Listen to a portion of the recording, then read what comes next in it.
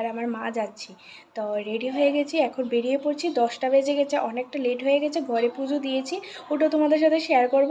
তো চলো মন্দিরে যাই, মন্দিরে গিয়ে কীভাবে পুজো করি তোমাদের সাথে শেয়ার করব। তো চলো দেখতে থাকো। আর চলো আমার ফুল লুকটা তোমাদের দেখিয়ে দিই, মাকে এক্ষুনি বলছি।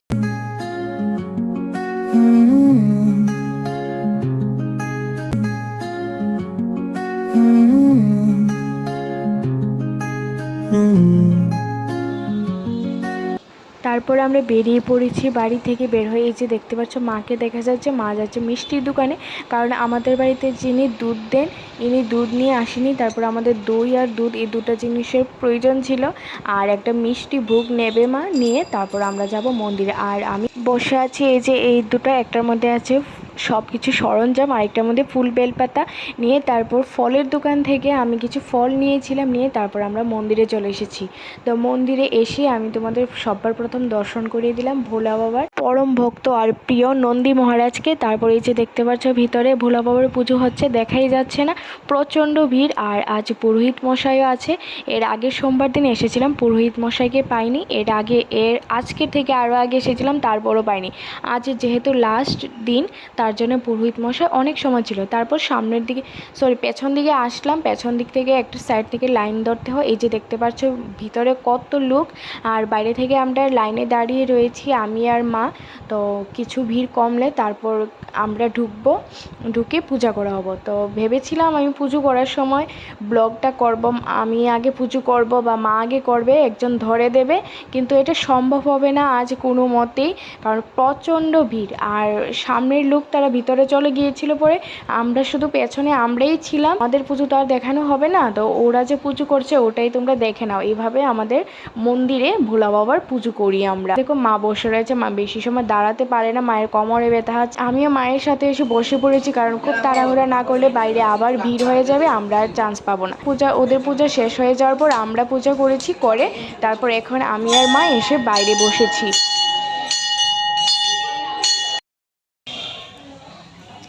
ফ্যামিলিজ, তো আমাদের পুজো কমপ্লিট হয়ে গেছে, আমি আর মা পুজো করে ফেলেছি। এখন বসে আছি, অনেক লোক বসে আছে, কারণ এখন শিব পুজো করা কমপ্লিট, এখন কালী পুজো হচ্ছে। তো কালী পুজো হলে তারপর অঞ্জলি নেব, নিয়ে ভোগ দিয়েছি, ভোগ দিয়ে তারপর আমরা বাড়িতে যাব। তো এখানে শিব পুজো এখনও অনেক লোক করছে, আমরাও করেছি, আমরা পুরোহিতেই করেছি। আর প্রচণ্ড ভিড় ছিল, আমি আর মা একসাথে পুজো করেছি, কেউ ক্যামেরা ধরে দেওয়ার মতো ছিল না, তাই কিছু উঠাতে পারিনি। তো এখন আমি তোমাদের একটু ভিড়টা কমলে তোমাদের মন্দির আর কালী মায়ের দর্শনটা করিয়ে দেবো। তো চলো, অনেকটা ভিড় কম আছে, তো চলো চেষ্টা করি তোমাদের সাথে শেয়ার করার, দেখতে থাকো।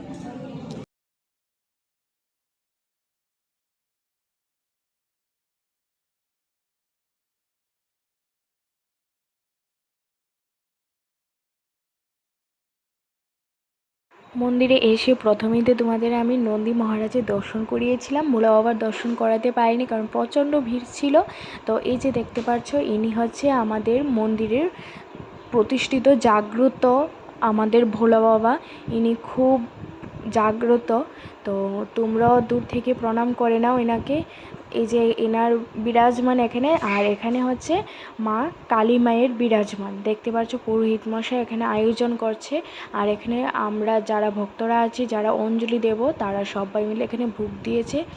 আর তারপর আমরা সবাই বসে রয়েছি, মায়ের এখানে পুজো হবে অঞ্জলি দেওয়ার জন্য। সব কিছু রেডি করে পুরোহিত মশাই পুজোতে বসে পড়েছেন। ওনার পুজো করতে প্রায় অনেকটা সময় লেগেছিল, প্রায় আধ ঘন্টা সময় লেগেছিল। তারপর আমরা অঞ্জলি দিয়েছিলাম, আমাদের সবাইকে অঞ্জলি দিয়েছিল ফুল বেলপাতা আর শান্তির জল দিয়ে আমাদের শুদ্ধ করেছিল। আমি ফোনটা এইভাবে রেখেছি কেউ যাতে দেখতে না পায়, কারণ এইভাবে ক্যামেরা করা এলাও ছিল না। তো আমি ফোনটা এইভাবে রেখেছি। তারপর আমরা অঞ্জলি দিয়েছি, দিয়ে তারপর আমরা অঞ্জলি দিয়ে ভোগ নিয়ে মায়ের এখানে প্রণাম করে, ভোলা বাবার এখানে প্রণাম করে মম ধূপকাঠি জ্বালিয়ে তারপর আমরা এখন বাড়ি চলে যাচ্ছি, টোটোতে উঠে পড়েছি। মন্দির আজ যেহেতু লাস্টের দিন, তাই অনেকটা দেরি হয়ে গেছে। বাড়িতে ঘরে পুজো দিয়ে এসেছিলাম, কিন্তু নন্দী মহারাজ আর নতুন ভোলা বাবাকে বসাইনি। তো এখন গিয়ে পঞ্চমৃত নিয়েছি, এখন বাড়িতে গিয়ে ভোলা বাবাকে বসাবো। তো চলো তোমরাও দেখতে থাকো। হেই ফ্রেন্ডস, তো আমাদের পুজো কমপ্লিট হলো, এখন বাজে দুপুর 1:30। এখন মন্দির থেকে বাড়ি আসলাম, অটো থেকে নামলাম। এখন আমি যাচ্ছি, এই যে মা যাচ্ছে পেছনে সামনে সামনে, আমি যাচ্ছি পেছনে। তো আজ যেহেতু শেষ দিন ছিল শ্রাবণ মাসে, সোমবার, তো আজ প্রচণ্ড ভিড় ছিল। কি বলবো তোমাদের, পুরোহিত মশাই অনেক সময় ছিল। তো কালী মায়ের এখানেও পুজো হয়েছে, এখানে অঞ্জলি নিয়েছি, ভোগ দিয়েছি। তো তার জন্য বসেছিলাম শিব পুজো শেষ করে। তো সব কিছু শেষ হলো, এখন ভোগ নিয়ে এখন আসলাম বাড়িতে। তো চলো বাড়িতে যাই। বাড়িতে গিয়ে আবার শিব উদ্বোধন করতে বলতে আমাদের যে নতুন শিব আর নন্দী মহারাজকে আনা হয়েছে, ওদের বসানো হয়নি। এখন হাত পা ধুয়ে ফ্রেশ হয়ে ওদের জন্য পঞ্চামৃত বানিয়ে এনেছি। তো ওদের বলতে প্রতিষ্ঠিত করব। তো চলো তোমরা দেখতে থাকো।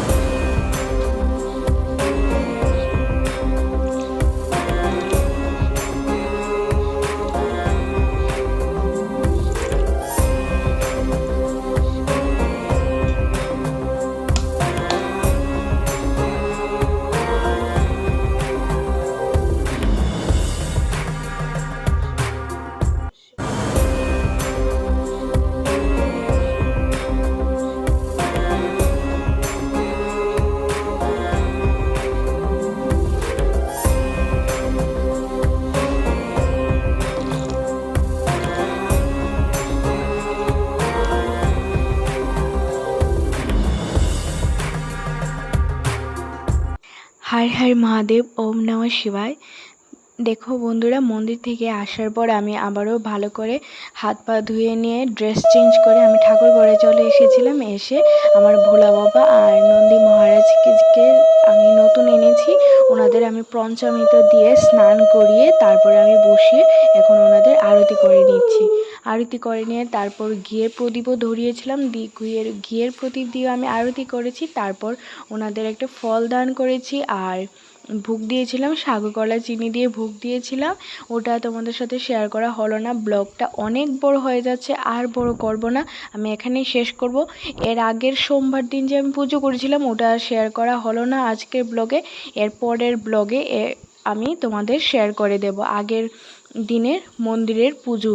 তাছাড়া আমি আর আমার বর যে গুরু দীক্ষা নিয়েছি, গুরু মন্দিরে গিয়েছি, ওটা নিয়ে নেক্সট একটা ব্লগ নিয়ে আসছি খুব শীঘ্রই, তোমরা অপেক্ষা করবে। আর প্লিজ আমার চ্যানেলটা সাবস্ক্রাইব করে আমার পাশে থেকো।